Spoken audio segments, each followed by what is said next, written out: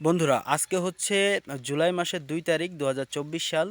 আর আমাদের হিসাবে হচ্ছে আমাদের ডে 4, স্টেপ হচ্ছে 8 অথবা অন।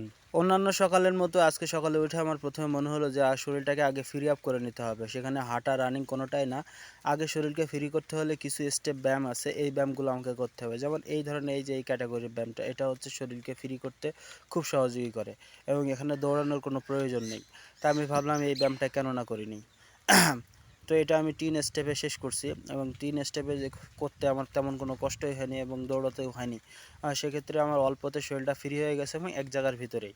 এবং আমি 3টা ভাগে ভাগে করছি, তাতে হয়েছে কি, প্রথম স্টেপে, দ্বিতীয় স্টেপে এবং তৃতীয় স্টেপে সেক্ষেত্রে আমার শরীরের প্রত্যেকটা অঙ্গ ভাজে ভাগে ভাগে ভাগে ভাজে ভাজে সেটা হচ্ছে ফ্রি আপ হয়েছে। কারণ যে কোনো জিনিস প্রথমে একবার, দ্বিতীয় একবার, তারপরে একবার, এভাবে যদি করা হয় সেটা অনেক মজবুত হয়। তো আমি 3বারে 3টা স্টেপ দিয়েছি। বন্ধুরা 4 নম্বর দিনের 9 নম্বর স্টেপে আমি এই হ্যান্ডের ব্যায়ামটা শুরু করছিলাম। যেহেতু যারা ডাম্বেল প্রবলেম ছিল, তো ডাম্বেল প্রবলেমের কারণে হচ্ছে যে আমি ওই যে একবারে অনেকগুলো ওয়েট নিছি, তো তার কারণে হচ্ছে যে আমার হাত পা এবং মনে করেন যে ঘাড়টা সব সহ ব্যথা হয়ে গেছিলো, প্রচুর ব্যথা, মানে 2 কাঁধ এত পরিমাণ ব্যথা হয়েছে। তারপরে আমি হাত নাড়াইতে পারছিলাম না সকালে উঠে। তো আমি কি চিন্তা করলাম যে আজকে যদি আমি ডাম্বেল না মারি তাহলে আমি সারাদিনই এই ব্যথার এই কষ্টে ভুগবো। তো আমি চিন্তা করলাম যে ফ্রি আপ, শরীরটাকে ফ্রি আপ করে নিয়েই আমি ডাম্বেল মারা শুরু করে দেবো। তো সেই চিন্তায় হচ্ছে যে আমি ডাম্বেল মারা শুরু করে দিলাম। তো ডাম্বেল মারতে মারতে প্রথম 2 সাইডে মারছি। প্রথম আসলে ডাম্বেলটা অনেক ভারী, যার কারণে হচ্ছে যে এক হাতে করে মারাটা বেশ কষ্টসাধ্য ব্যাপার। তারপরে হচ্ছে প্রথম হচ্ছে লেফট সাইড, রাইট সাইড, তারপর লেফট সাইড, অ্যান্ড দেন মানে বোথ সাইড। প্রথম প্রথম হচ্ছে ডান পাশ, তারপর বাম হাত, তারপর হচ্ছে 2 হাত দিয়েই মনে করেন যে ডাম্বেল 30টা মেরে নিলাম। তারপর আবার রাইট সাইড দিয়ে মারলাম 10টা করে। তারপর হচ্ছে এভাবেই মারতে থাকলাম। মারার পরে যেহেতু মনে করেন যে আমার আস্তে আস্তে ব্যথাটাও কমে যাচ্ছিল, তো আমি চিন্তা করলাম যে রাইট সাইডে 10টার উপরে মারা ঠিক হবে না।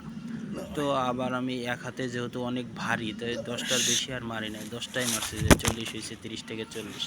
এরপরে আমার ক্যামেরাম্যান হঠাৎ করে কাজ করতেছে, আমি ও গেল পইড়া জাগা পড়ছে পড়ছে কোনো রকম উঠায় নিয়ে আবার কাজ শুরু করে দিয়েছি। তো আবার লেফট সাইডে আবার মনে করেন 10টা মারলাম, তা না হলে আসলে হাতের ব্যথা যাওয়া সম্ভব পসিবল না। তো এই কারণে লেফটেও আমি আবার 10টা মেরে নিলাম, 48, 49 এবং 50। ডান। এখন হচ্ছে বোথ সাইডে আবার আমি আর কিছু মারবো, কারণ বোথ সাইড 2 হাতে তো বল পাওয়া যায়, যতই ভারী হোক না কেন আপনার 2 হাত দিয়ে হাত দুটো অ্যাডজাস্ট করে রাখলে অনেক শক্তি পাওয়া যায়। যার কারণে হচ্ছে আমি বোথ হাত দিয়ে, মানে 2 হাত দিয়েই ডাম্বেল অনেকগুলা মারলাম। আসলে বন্ধুরা, ডাম্বেল মারলে হাতের পেশিগুলো অনেক শক্ত হয় এবং হাতে অনেক শক্তি পাওয়া যায়। প্রত্যেকদিন নিয়মিত এভাবে করতে থাকলে হাত অনেক শক্ত হয়ে যাবে এবং আপনি অনেক ভারী কাজ করতে পারবেন। বন্ধুরা দিন চলে যাচ্ছে আর আমাদের কাজও বেড়ে যাচ্ছে। 4 নম্বর দিনের 10 নম্বর স্টেপে আমরা আবার পুরোর মতোই চেস পুল ডাউন শুরু করছিলাম, এক কথায় বুক ডাউন। তো বুক ডাউন আসলে যত দিন যাচ্ছে তত আসলে খুব কষ্ট হয়ে যাচ্ছে। কারণ আমি আসলে জানি না। আমি গত রাতে, দর্শক, তেমন কিছু খাই নাই, মানে ভাত অ্যাভয়েড করছি, ভাত খাই নাই। তো তার কারণে হয়তো বা শরীরে অনেক দুর্বল লাগতে পারে। চেস্ট ডাউন দিতে আমার আসলে খুব কষ্ট হচ্ছে, যেটা আসলে আমি আপনাদেরকে মানে ফিলিংসটা বোঝাইতে পারবো না।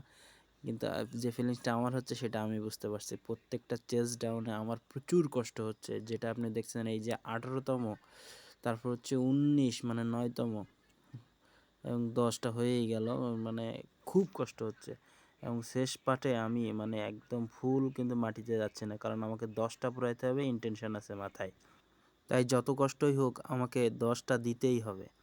আমি প্রত্যেকটা বুক ডাউনে কিন্তু আমার প্রচণ্ড কষ্ট হচ্ছে, মনে হচ্ছে মাটির সাথে শুয়ে পড়ি, কিন্তু না, আমাকে পারতেই হবে, এমন একটা টেনশনটা নিয়ে আমি কাঁপতেছি। দর্শক আপনারা খেয়াল করেন, আমার শরীর কিন্তু কাঁপতেছিল।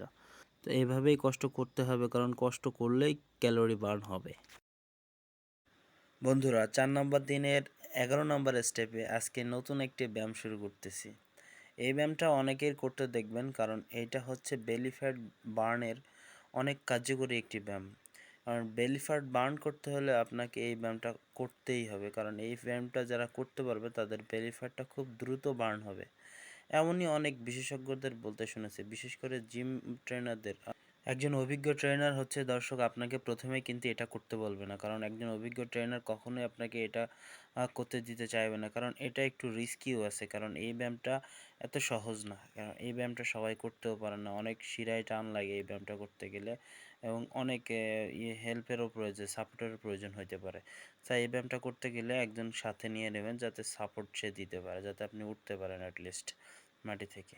আর ট্রেনিংয়ে বা যদি আপনি জিমে যান তাহলে তো ওখানে ইনস্ট্রুমেন্ট আসেই, সেটা দিয়ে আপনি অনায়াসে করতে পারবেন, যদি একজন সাপোর্ট থাকে আরও সুন্দর ভালো হয়। তো যেহেতু আমি দেশি ওয়ার্কআউট করতেছি, আমি গ্রামেই করতেছি, আর আমার এখানে কোনো জিম নেই, সো আমাকে এটা এভাবেই করতে হচ্ছে, আর কোনো ব্যবস্থা নেই। মাথায় হাত রেখে করতে হয়, কিন্তু আমার তো ওয়েটটা অনেক বেশি, যার কারণে মাথায় হাত রেখে করাটা আমার পক্ষে প্রায় অসম্ভব। তারপরেও আমি এই ব্যায়ামটা করতেছি, কারণ এই ব্যায়ামটা যাতে আমার শরীর অভ্যস্ত হয়, যাতে আমি এই ব্যায়ামটা নিয়মিত রেগুলার বেসিসে করতে পারি, যাতে বেলি ফ্যাটটা আমার তাড়াতাড়ি বার্ন হয়। তাই দর্শক, এই ব্যায়ামটা আমি করতেছি, যদিও আমার প্রচুর কষ্ট হচ্ছিল, তারপরে কিছু করার নাই, এটা তো করতেই হবে।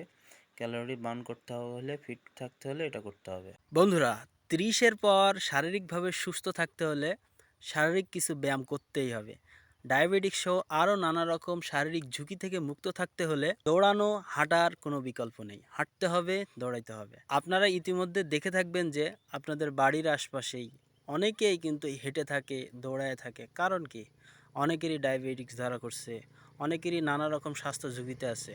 তারা বিভিন্নভাবে নানা রকম ঝুঁকিতে থাকার কারণে অবশেষে বাধ্য হয়েই সকালবেলা উঠে তারা হাঁটে।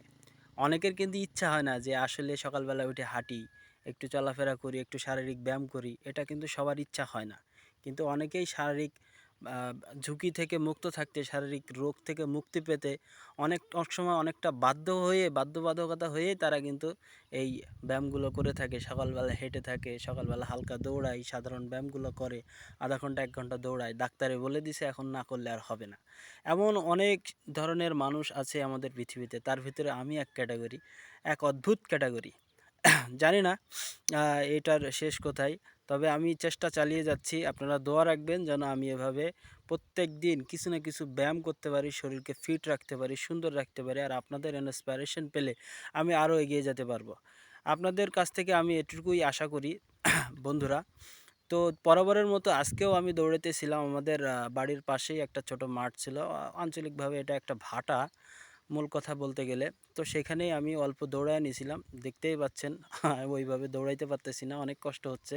তারপরও আমি দৌড়াইতেছি, কারণ আমি চাইতেছি যে আমি শরীরটাকে একটু ফিট রাখি, আর ফিট রাখার জন্য চেষ্টা করতেছি। তো বাকিটা আল্লাহর ইচ্ছা, অবশ্যই আল্লাহ ইচ্ছা না করলে কোনো কিছুই সম্ভব না। দোয়া রাখবেন। আল্লাহ হাফেজ।